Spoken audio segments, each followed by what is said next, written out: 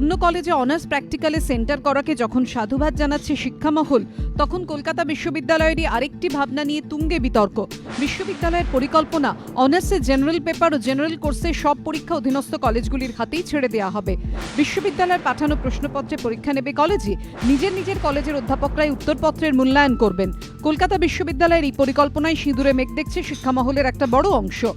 কোনো ছাত্রছাত্রীকে ঠিক মতো যদি উত্তর নাও লেখে, আমার কতজন মাস্টারমশাই সেই সাহসটা আছে সেই ছাত্রীকে ফেল করাবার বা ছাত্রকে ফেল করাবার? এটা কিন্তু আমার কাছে একটা বড় প্রশ্ন। এইটা হয়তো করাটা ঠিক হবে না। শিক্ষাবিদদের একাংশের বক্তব্য, হোম সেন্টারে জেনারেল পেপারের পরীক্ষা হলে এবং ওই খাতা সংশ্লিষ্ট কলেজে মূল্যায়ন করলে নির্দিষ্ট সময়ে সিলেবাস শেষ করার দায়বদ্ধতা থাকবে না অধ্যাপকদের। পাশাপাশি বাড়তে পারে টিউশন চক্রের রমরমা। সূত্রের খবর, 2017-2018 শিক্ষাবর্ষ থেকেই স্নাতক স্তরে নতুন সিলেবাসে পঠন পাঠন শুরু হবে। প্রশ্নপত্রে থাকবে সংক্ষিপ্ত এবং মাল্টিপল চয়েস।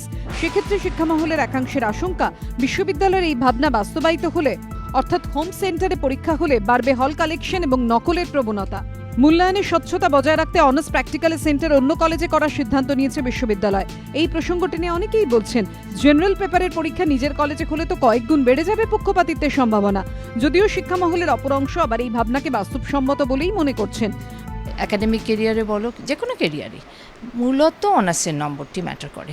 ফলে এখানে ইউনিভার্সিটির প্রশ্ন করে দেবেন এবং ছাত্রছাত্রীরা নিজেদের হোম সেন্টারে পরীক্ষা দেবে, সেটায় খুব বেশি অসুবিধা হবার মনে হয় না জায়গা আছে।